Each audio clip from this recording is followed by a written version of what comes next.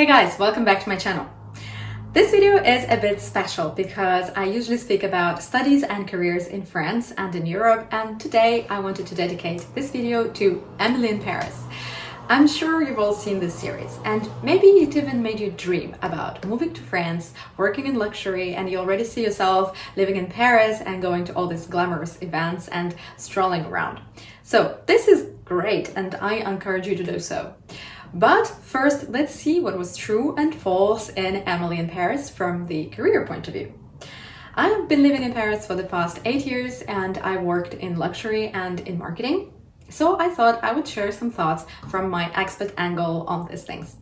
I'm gonna put aside things such as Emily has never gone to the prefecture or Emily has never taken the metro and focus on the career elements and explain what I think is true and what is not. So let's get into it. First, when Emily comes to Savoir, she's not very welcome. She doesn't speak French. She tries to bring her own rules. She's being overly nice and excited.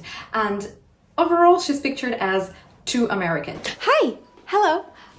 Bonjour, I'm Emily Cooper from the Gilbert Group in Chicago. You are? I'm sorry, I don't understand. Of course, it's exaggerated, and what I really hate about this is stereotyping French as very mean people, as very close-minded people, and the American girl as plain stupid and culturally unaware of where she is. But the truth is, you probably won't be easily accepted into a French team if you don't speak French. Bonjour. Je vous attendais pas avant demain? Comment s'est passé le voyage, le nouvel appartement, tout ça? You lost me, bonjour. Ah, As I mentioned in my other videos, speaking French is essential here in France. You have to understand the codes, the references, all the cultural elements and the context to feel really at ease, and the language is key in this. So it's likely that she would not be feeling very welcome and she won't integrate a team very easily. But that harsh environment, that's definitely exaggerated. And one thing that is totally unrealistic is that a whole marketing and communication agency actually switches to English when Emily comes. And this is impossible, unimaginable. Working on the local market in France in marketing and communications is literally impossible without speaking French. You have to understand the market, the consumer, and you have to master the language up to a tiny detail. So this is why fluent French is usually a key requirement for communications role in France. Next, everyone coming to the office late. So this is not true. In all companies I interned at or worked for, people would usually come between 8:30 and 9:30, and some people could afford coming at 10. What are you doing? I've been here since 8:30. Pourquoi? We open at 10:30. So in Emily, when everybody comes like around 11, no, this is not true. And in L'Oreal, it never happened to me. In LVMH, neither. And all my friends who work day and night for fashion brands or for creative agencies, they work crazy hours. But what is true is that we have a at least 1 hour long lunch break, sometimes with a glass of wine. I can't believe I'm drinking before noon. It's okay, this is Sancerre, it's a breakfast wine. Next, Emily is always sitting on the first row with the clients on fashion shows, and also she meets all the creative directors and all the CEOs and interacts directly with them. Well, junior as she is, not happening. So at some point, a client sends Emily a set of very sexy underwear as a gift. And this whole scene contributes to the exaggerated Frenchness, like the French are very frivolous and sexually open-minded and liberated and stuff. And everyone has a husband and a lover. And so, but this actually in reality is quite out of the line. Although I'm proud to say that French people are sexually open-minded, this would not be considered normal in a professional context, actually. Next, remember the scene where Emily's American boss is actually trying to talk about work at party, and people tell her, no. In France, ça se fait pas. We don't talk about work at parties.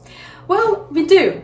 It's just done more subtle, and it's just a discussion over a glass of wine. You're definitely not gonna negotiate commercial terms. at a party with a glass of champagne. No, this is time for relaxation and maybe some discussion around work. So this is kind of true. By the way, I love how in the next seasons, Emily kind of stands up against her boss, who's trying to be overly American and bring her American business frame to the French business. And maybe the showrunners are actually trying to build up for all the cliches they did in the first season and make Emily more and more integrated and more French. Next part that I wanted to talk about is, does Emily's job actually exist? The thing is, if you're not at all familiar with marketing, with the work of an agency, or with social media management, the series gives you an overall idea of what it is. But it looks like Emily's job is mostly inventing really fun ideas and going to glamorous parties. She's doing a million things at the same time, which usually is managed by a whole team. So she's doing brand strategy, where she actually strategizes about the whole vision and branding and how the brand is positioned. She's doing key account management in the agency, meaning she interacts with the most important clients and negotiates with them. She's doing social media management. She creates content for social media. She actually posts it sometimes. And she's doing PR, for example. She manages different events. So usually all of this is different people. Sometimes it's agencies, sometimes it's the brand who does it. In reality, Emily would be actually doing a lot of operational things such as social media management and a lot of slides, because when you present a concept of, for example, a brand strategy to your client, you would do slides, and also analytics.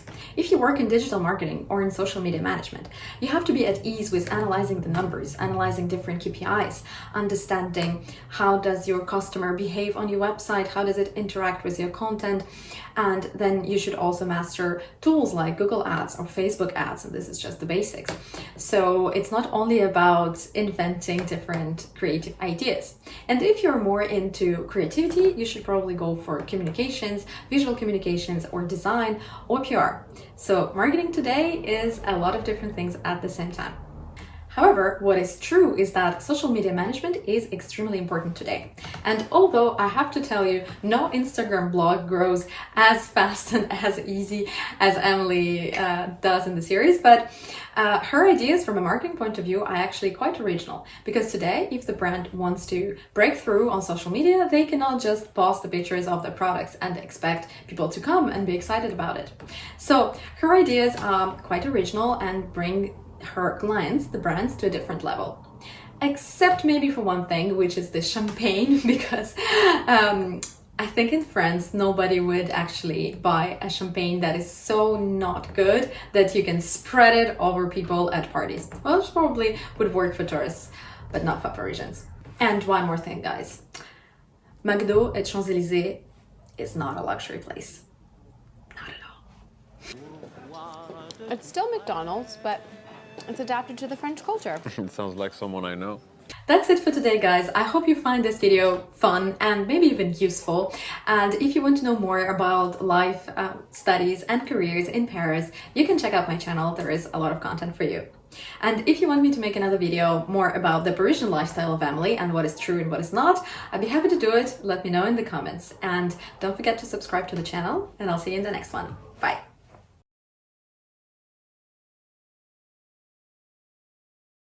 French are frivolous and open-minded and sexually liberated. Oh God.